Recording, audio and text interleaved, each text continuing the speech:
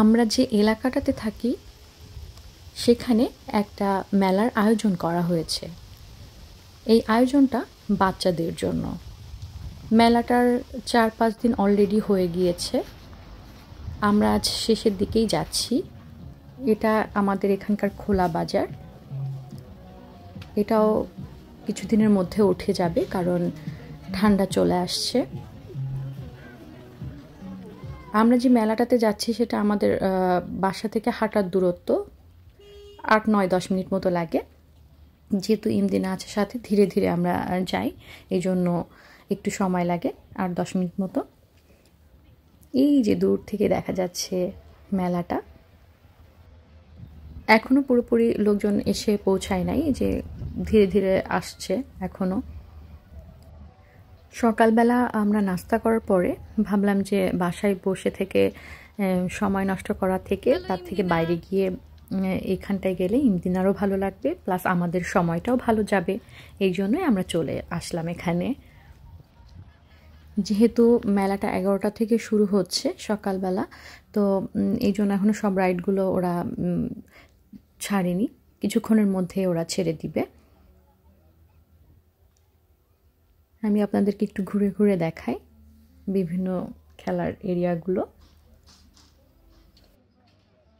এই রাইডগুলায় চড়তে গেলে সবগুলারই টিকিট মূল্য আছে।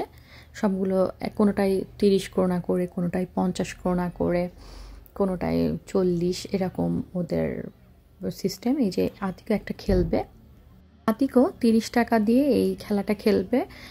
এই খেলাটায় অংশগ্রহণ করলে কিছু না কিছু পাওয়া যাবে, যেমন বাচ্চাদেরই খেলার গান, ওয়াটার গান যেটা বলে, অথবা গলার মালা। তো আমরা এটাই চুজ করলাম ইমদিনার জন্য, যেহেতু ইমদিনার এটা নাই, এই জন্য এটাই নিলাম।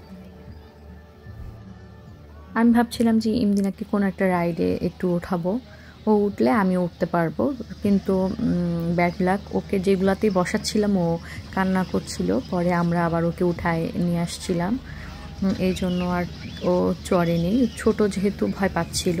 একটু বড় বাচ্চা যারা 4-5 প্লাস, তারা দেখা যাচ্ছিল এই খেলাগুলো আরও বেশি এনজয় করছিল, কিন্তু ইমদিনা বেশ ভয় পাচ্ছিল, এই আর কি।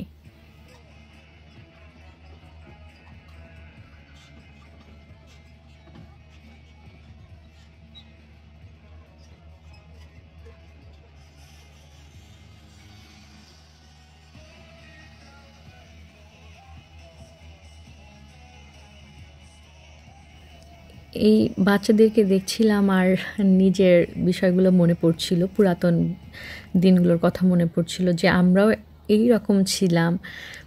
আমাদের যশোরেও যখন টাউন হল মাঠে বিভিন্ন মেলার আয়োজন হতো, তো নাগরদোলা এগুলো আসতো, উঠতাম। সময় কতটা চেঞ্জ হয়ে গেছে, এই আর কি। এটাই হয় হয়তো।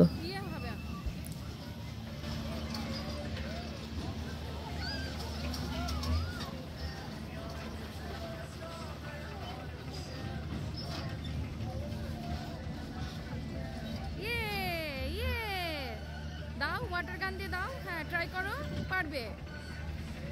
ইয়ে, এই তো ভিজে গেলাম, মা ভিজে যাচ্ছে।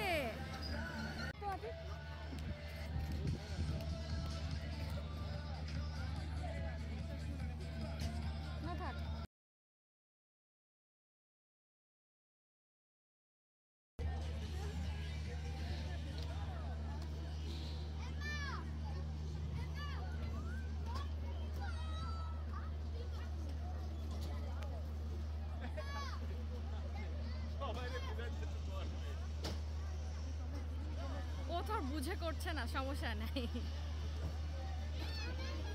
আমরা সরি বলে নিব সবার কাছ থেকে।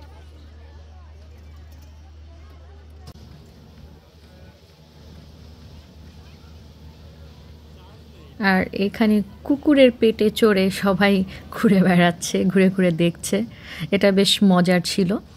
এই যখন এটা স্টার্ট হচ্ছিল, কুকুরটা প্রথমে পিছনে যায়, আবার সামনে আসে, এভাবে ভাবে যাচ্ছিল, তারপরে গিয়ে এটা রাউন্ড দিচ্ছিল, বেশ ভালোই।